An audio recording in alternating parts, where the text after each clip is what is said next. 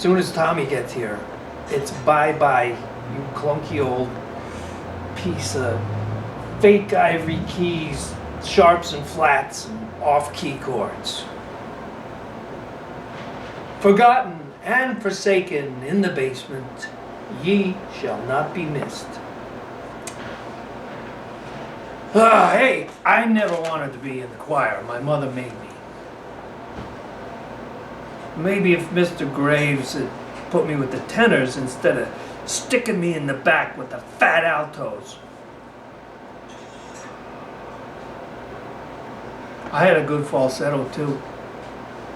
Totally wasted on old Mr. Graves. But he sure let Tommy trill away. I don't know why, but he really had it in him. He'd stand there, right hand on the keys, left hand conducting. James! You're not singing, goddammit! Open your mouth! Push it out!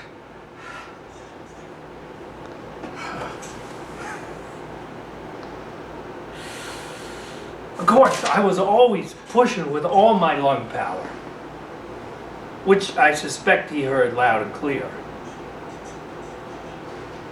I think he got a kick out of tormenting me in front of all my friends. I dreaded, hated choir practice.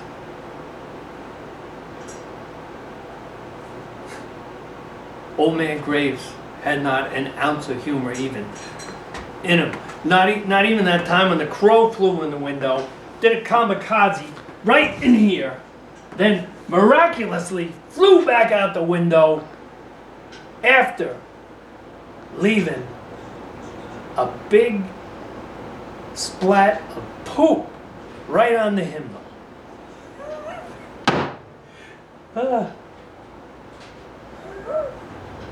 Graves went ballistic.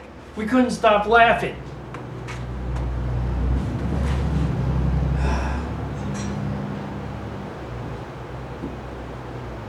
The old fart did not know the meaning of lighten up.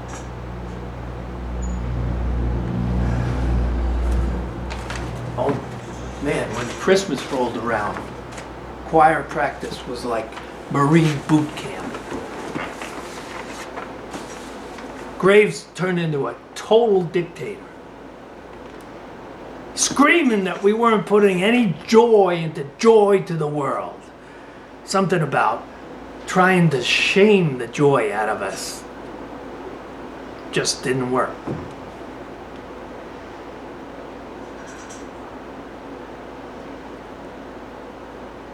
But it was Easter. Easter that finally did the old bastard in.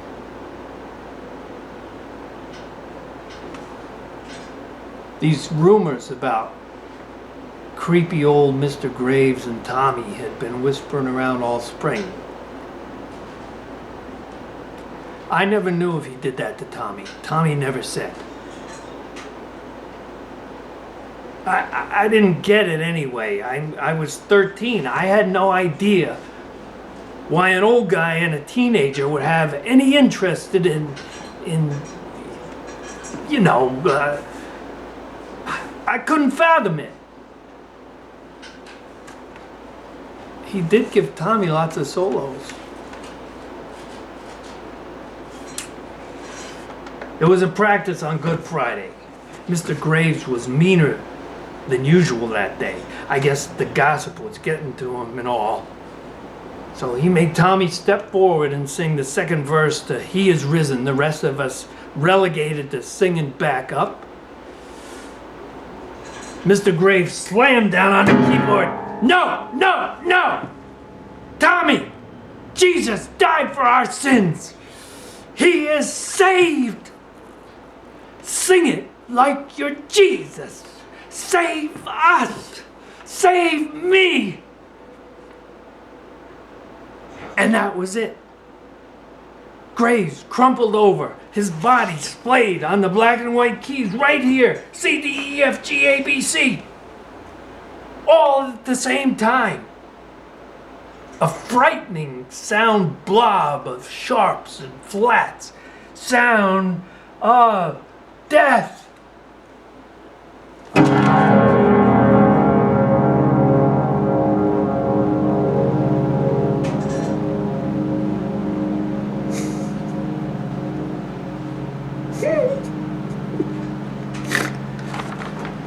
Heart attack. Right here in front of us. His incompetent but eager church choir. Finito, au revoir, and adios.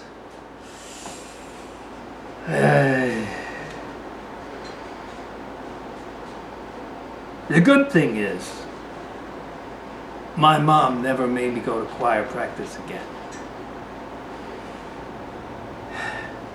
I wondered if Graves even believed in God. My bet was that he had plenty of doubts.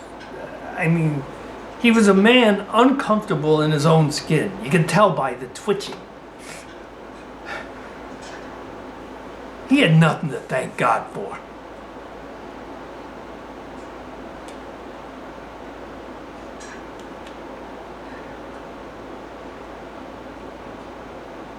And you, sir, definitely an aider and abetter.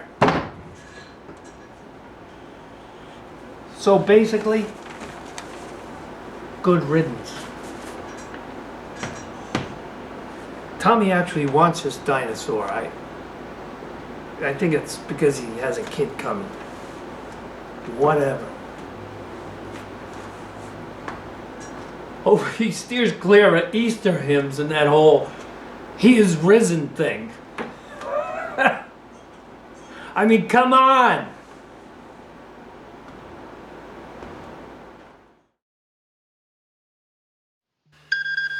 Okay. HQ here.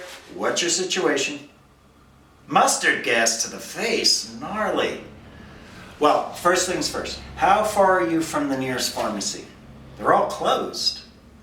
And even if they weren't, you wouldn't be able to get there because you can't see. On account of the gas, right? Yeah. That'll sting those sensitive orifices, all right. Okay, listen. Just hold those eyes shut tight and throw yourself into a nearby bush or a pile of trash cans, okay? Hide out for now, and we'll send a medic over ASAP when we get a free hand. Maybe 3 hours or so. Hang tight. Jesus, more like 10 hours, poor bastard. HQ here. What's your situation? I see. You made it to the city hall and everything was going well until the mustard gas came out. Is that right? Yes, I've got some reports of the like. Can you see? Great. I hear the pharmacies are closed, but what about the bodegas, the delis, the mini-marts? Boarded up. Nose bleeding that bad, huh? Your best bet's going to be to take your sock off. Yes, taking off your sock. Oh, sorry, I didn't think you could hear me. Yeah, take it off and shove it in the nostrils to stem the flow. We'll get a medic out there. We'll get a medic out there ASAP. Okay, then don't use a sock. Use a different piece of fabric. Just stem the flow before you pass out. Take cover in a nearby park. Oh, or find one of your blinded comrades among the trash bins and bushes. Okay? All right. Good luck. Figure a few hours on the medic. Eesh. HQ, what's your situation? This is the revolution, okay, buddy? We're doing important work here, and sometimes you're gonna get dirty, okay? Sometimes there's gonna be blood, soot, and yes, a weensy little bit of mustard gas, okay? If you got a problem with the way things run around here, you can take it up with Crisco. I'm just running the day-to-day, you know. I'm following orders like you and everybody else in this operation, so don't go jumping on my... All right! I understand that your throat is burning and that you accidentally scratch it. Oh, okay, yes, that does sound painful. But don't you think it would be more painful to suffer the injustices of a corrupt system generation after generation, living on the edge of a precipice of poverty, hunger, self-annihilation? You know, I don't get the sense that you fully realize what we've got on the line here.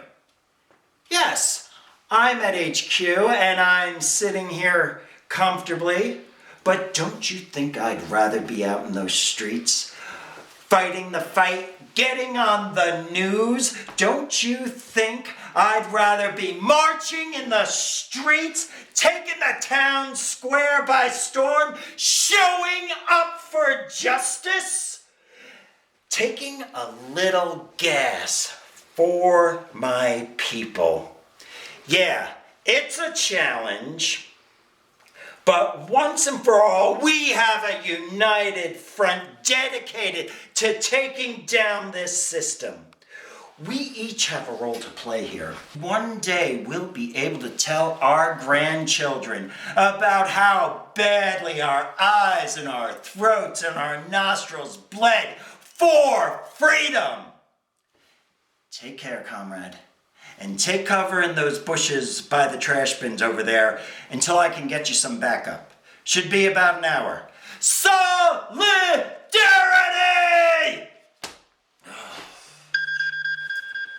Damn. HQ here. What's your situation?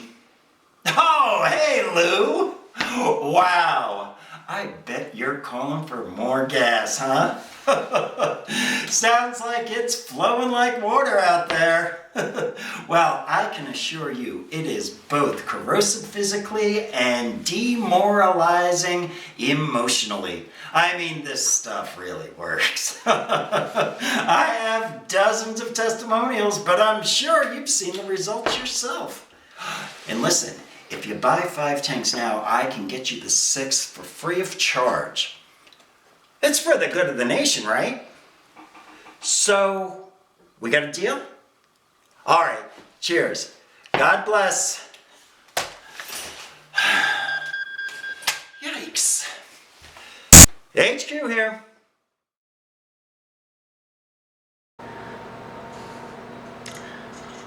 A big storm hit just before Christmas. Over 2 feet. Then smaller 6-inch, 4-inch falls once a week or so until the big blizzard hit at the beginning of February. I watched it fall through the big window in my study, surrounded by my books. We've had snow cover continuously for 2 months, like when I was young. The ground frozen all the time, the soil sleeping, and the creatures that live in it sleeping, dying, setting the stage for the great rebirth in the spring. An old-fashioned winter, a farmer's winter, where the rich, delicate topsoil is protected by the frost and snow, not blown around like sand on some tropical beach. All the elements sleep. Mycelium, microorganisms, bacteria, the dying roots of last year's crops, forming pockets that bring life-giving oxygen to the seeds that will germinate in a few weeks. How does that happen? I have books on the subject, several shelves. Books on propagation, germination, scientific stuff. Many books on farming, how to test soil, crop planting, crop succession, vegetables of the Northeast. I don't look at those books anymore. The long words, the reminder of the sheer work contained in every sentence, the backbreaking, agonizing frustration of depending on nature for a livelihood, and barely a livelihood at that. I became a book collector in college. A roommate arrived with a large bookcase and proceeded to fill it with books. I'd like to do that, I thought. Keep all the books I read and have them handy. The books have become memory stimulators, reminders of what was happening in my life when I first read them, who I was in love with, what kind of work I was doing, how the books impacted my thinking and sometimes my actions. The vast majority I've read once. Repeat readings are only granted to those worthy, who so inspired me or were such great stories that I went back to them in search of the feeling, the pleasure that came from the story or from that time in my life. Now I'm rereading Emerson's essays and Carlos Castaneda. I'm also reading a series of books on single-handed sailing. True stories of harrowing adventures of brave men and women across vast oceans, where every manner of catastrophe befell them. I'm thinking of putting those books aside. They taste regret. A sailing story always brings that taste. I sailed a lot when I was young. It was my passion.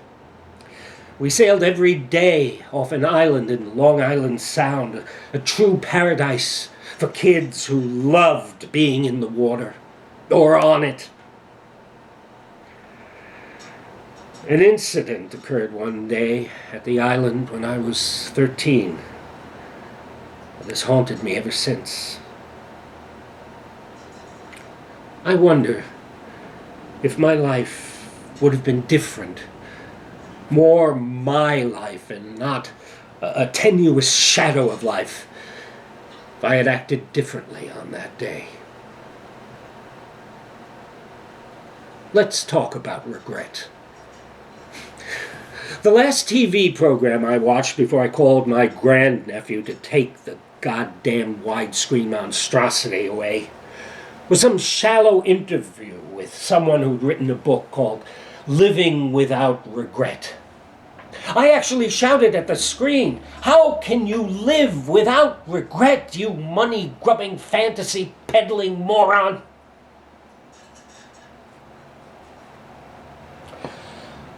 A sailboat was stranded in the rocks surrounding the island, about 50 yards offshore. The people on the boat were novices. The emblem on the sail was the name of a local sailing school. Maybe the students had been prematurely told that they were ready to be skippers. I watched from the beach, along with several dozen kids and grown-ups, as the boat smashed from one submerged rock to the other. I knew those rocks exactly, by depth and location, because I had bumped into a few of them. I also knew that the wind was blowing and the tide was rising, and that both were thwarting the efforts of those novices to escape. I knew deep down what to do. Swim out to the boat and clamber aboard and deftly avoid the rocks as I sailed the boat and those people to safety. But I didn't. No one on the beach moved. I turned to my friend Phil, who was an excellent sailor. "Come on, Phil, let's swim out to the boat and sail the boat off the rocks." Phil shook his head. My 15-year-old sister turned to me. "Come on, we can do this, you and me."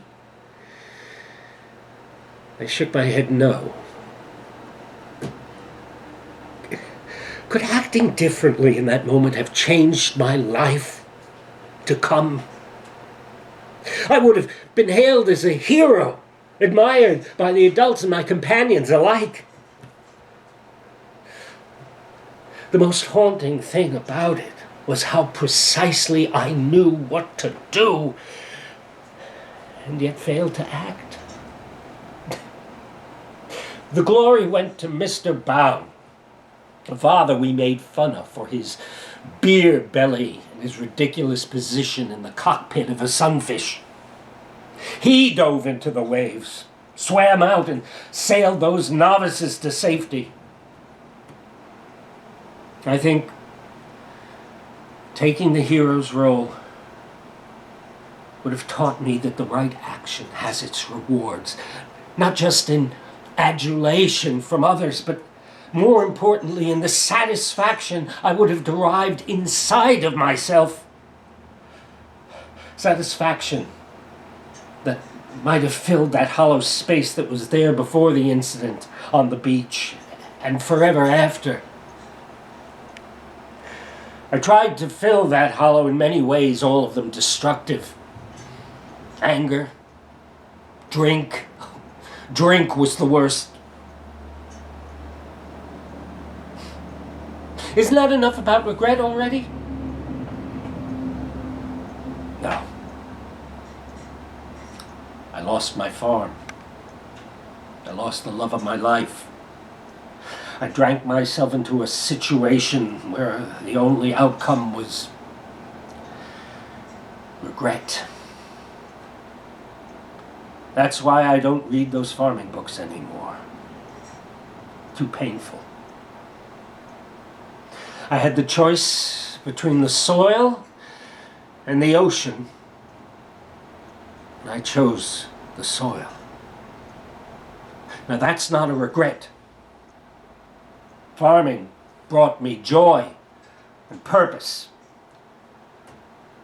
but my love left me, and I couldn't make the farm work without her. Well, we talk on the phone from time to time. We're friends,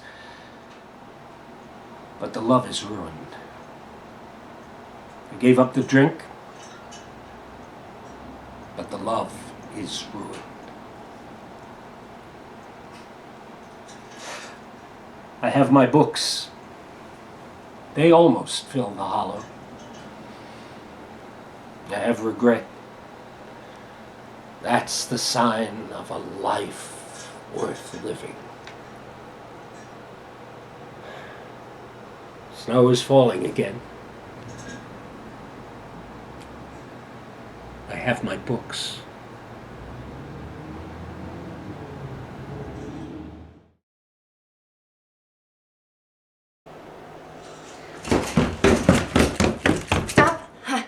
Stay right there. Woo! Remind me now. Where were we? Remind me? I'm sorry. I lost my place. Yeah, I was distracted. No. I have it. I have it with me somewhere. I put it right here. Sorry. Oh! Okay. Yes. I'm sorry. Okay. Yes. Okay. Yes. That's right. Okay. Yes. Over there? Here. Oh, here. Oh, there. Here? Is this right? Okay. Here, got it. Okay. Okay. So, where was I? Yes. Okay. That's right. Yes. Okay.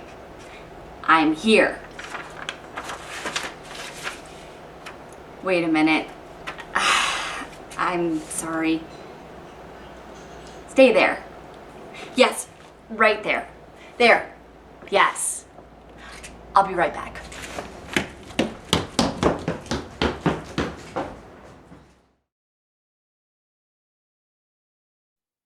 Let's face facts here, okay?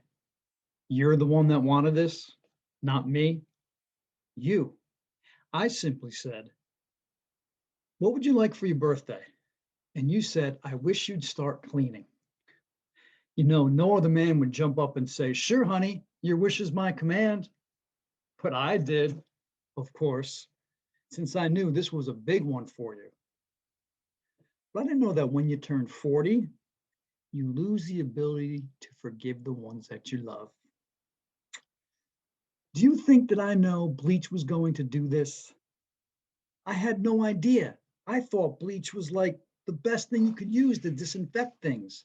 And after years and years of people sitting on this and the dog drooling all over it, you'd be so happy that I would clean it.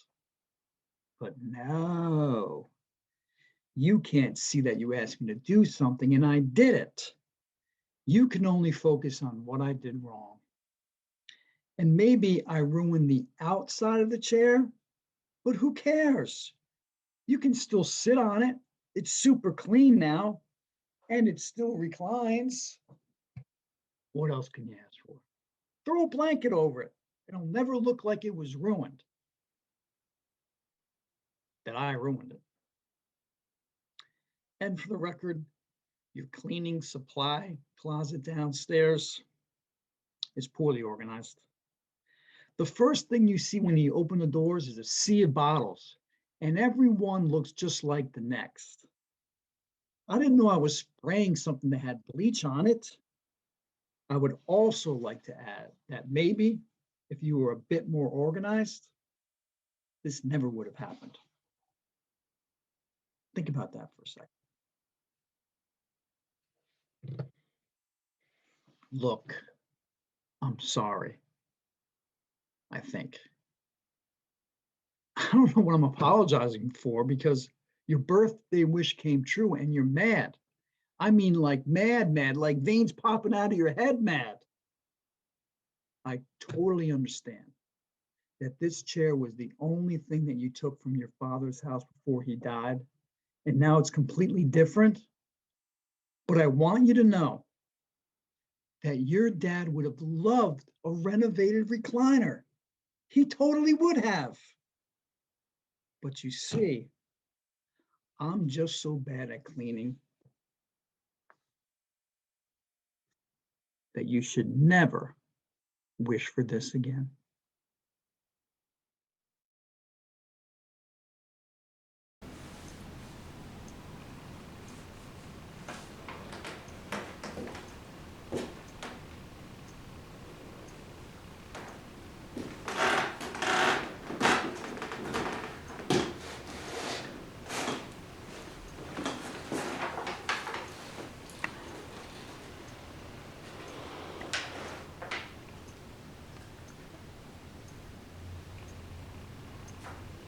Just stop. I know I have the right to remain silent. This is my testimony. I want it heard.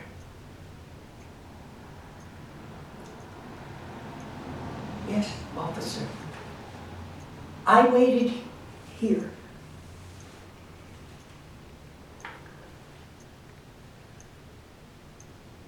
Who lives like this? Well, I guess we know, don't we?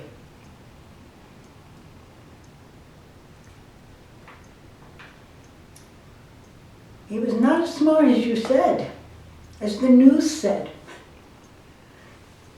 Somebody like me just jimmied the lock and and walked right in and waited.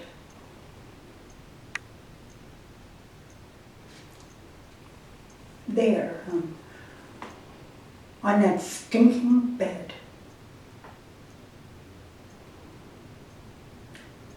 And then he came home and sat down in the kitchen at that computer to lure another innocent to another unspeakable death.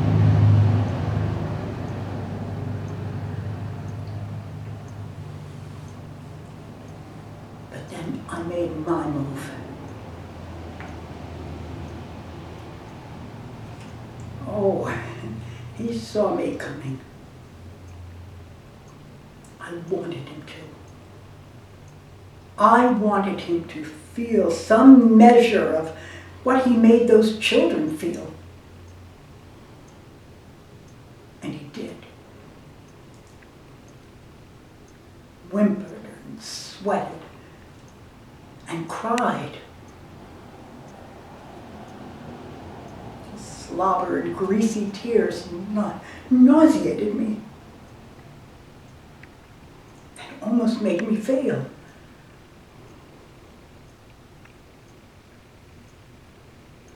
But lucky for me, there was no fight or flight. Just freeze. He froze. Good thing. I'm not that good a shot.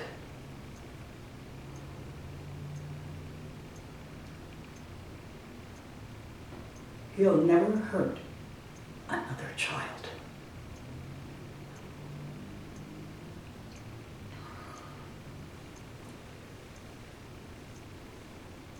So, I guess now we go down to the station, right?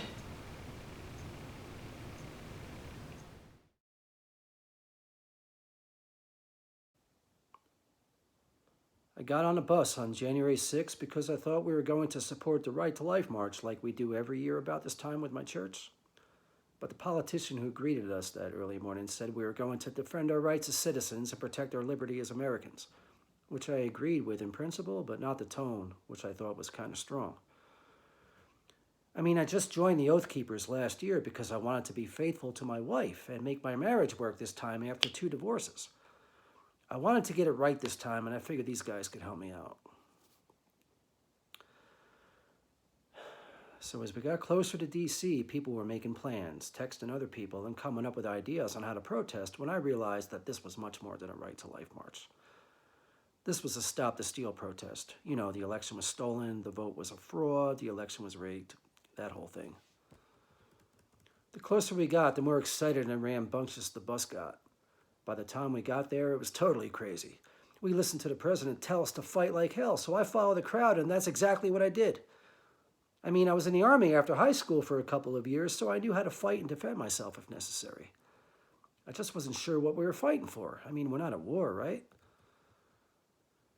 So I followed the crowd to the Capitol, and there was a lot of pushing and shoving, like at a rock concert, trying to get to the front of the stage, and you can only go in one direction. There was no turning back at that point.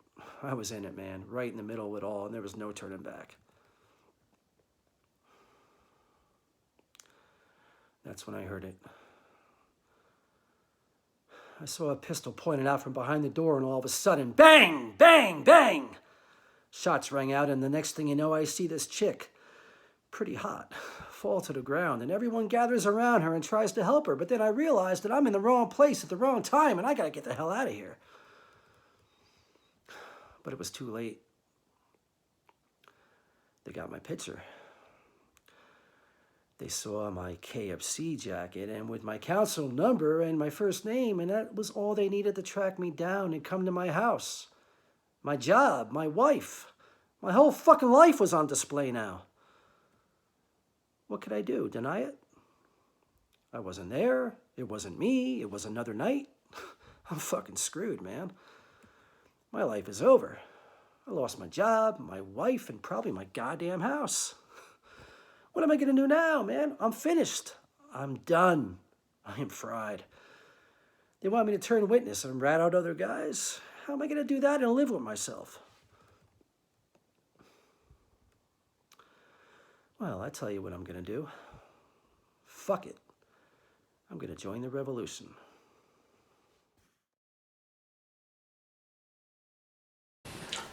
Do you mind if I paint while we talk? I find that it comforts me. Okay. So I came to painting late. I was in my 30s, and I was a day trader and also a chef on the weekends. It was stressful. I mean, my fingers got really red from chopping and constant washing. And with day trading, you hardly got any sleep because you had to take advantage and stay on top of that Asian market. So my eyes got really red too. So I stopped all that and I became a painter. Now, have you heard of Kandinsky? Oh, he's a great Russian artist. I only know about him because I was looking at other painters who started late. And Kandinsky started in his 30s. And now he's in the Guggenheim, MoMA. So, you never know. No, I'm not saying I'm a Kandinsky. I'm just saying that we started at the same age. And I don't think he was ever a house painter. Exactly. But then I noticed things. Things that made me think that I was channeling this guy. When Kandinsky heard music, he saw colors. And when he looked at colors, he heard music. Now this is a real thing. It's got a name. I looked it up. Synesthesia. Now when you're a kid, your brain, it's open. The different sides of the brain, they all mix together, they both mix together, and there's vision and hearing and color and sounds swishing back and forth, But then we lose it, drifts away. It just dries up, dies down, fades away. But there are a very few of us, who retain this gift of synesthesia.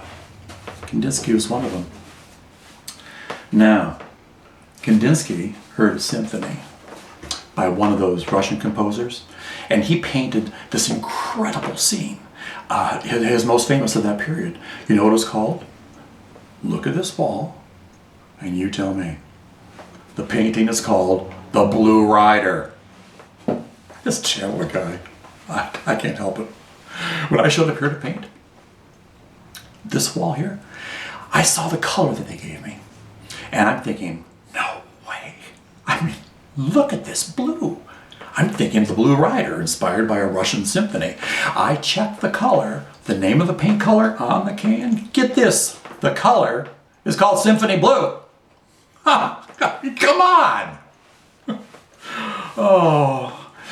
Anyway, I was watching this movie online once, and then the screen went blue all of a sudden.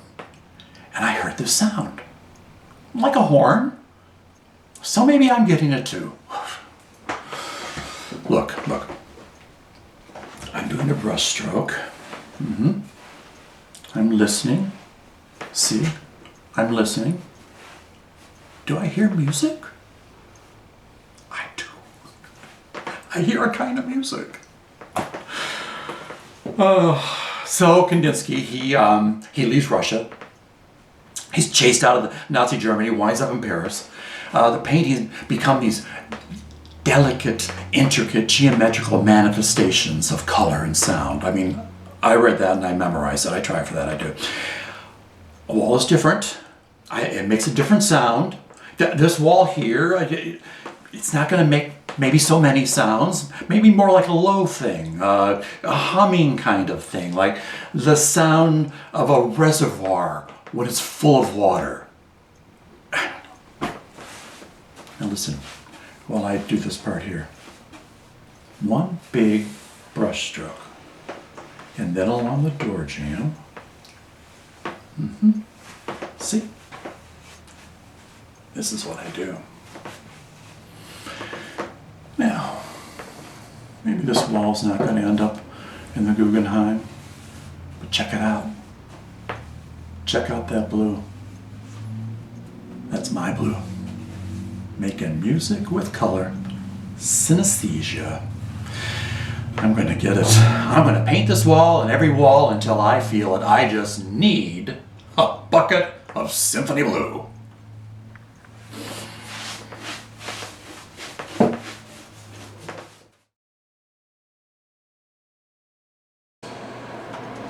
Oh, it's like it's food. The fire. My poor fingers are so cold. Yours too? Let me have a look. Oh, dear chilblains. Occupational hazard out here. I have them too. There's a pair of us. Wiggle, wiggle, little digits. That's it. Closer. Closer. Would you sit next to me? Have a warm? I won't bite. I promise.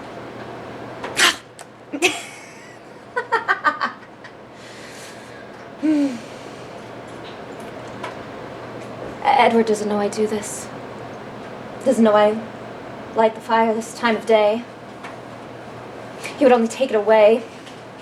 Doesn't let me have anything nice up here. Boo on him. Without it, I think I would die. As it is, I only want to kill him. How shall I kill Edward Fairfax Rochester? Come on, Jane. Help me out. Let us count the ways. It must happen in bed, of course, when he's sleeping, to put the prize in surprise. It started with suffocation. Tried that once with a pillow. This after many nights of just going to his bedchamber and watching that cruel, slumbering profile. All I could think was suffocation. When I finally came to it, straddled across him, pillow pressed against his breathing apparatus, he was too much for me. Too much strength in him. He didn't even say a word, just bucked vigorously, wrestled the pillow out of my arms, scooped me up, and carried me back to this attic. Crossing the threshold like a groom. Hated that. Of course I did. Hated it so much.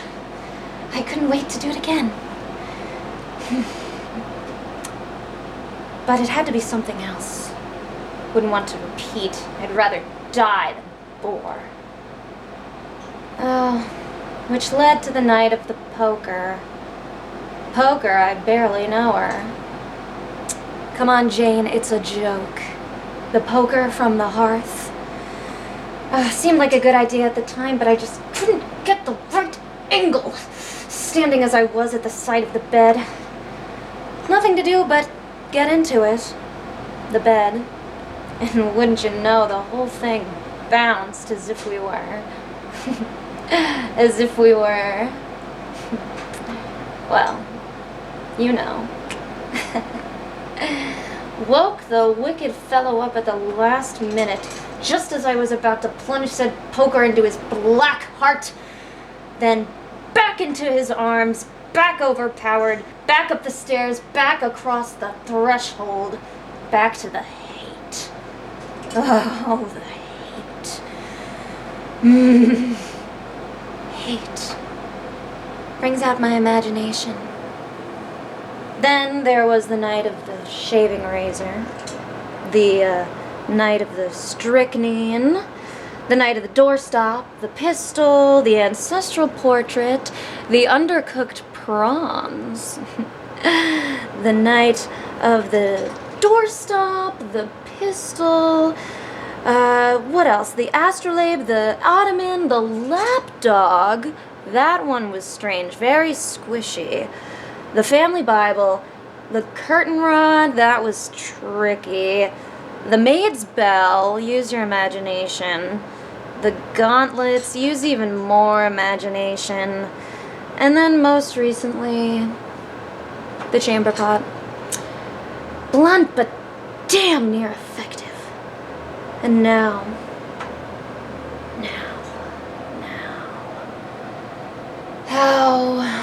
How shall I kill him? Something not dull.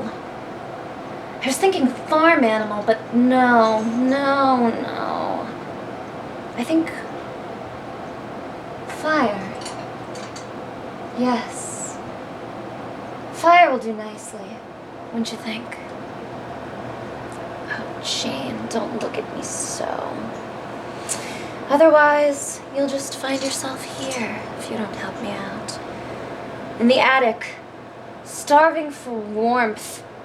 That moment of warm in the afternoon where you'll put your fingers right in the fire as if it's food. The only nourishment you ever get. Don't think you won't, Missy. You'll do anything. I have it. Don't just help me. Join me. The three of us, my implements of death, varied as they have been losing charm fast. No. It must be the both of us. Yes, taking on Rochester together. So utterly novel. He'll hate that. Oh, yes, he will. Absolutely hate it.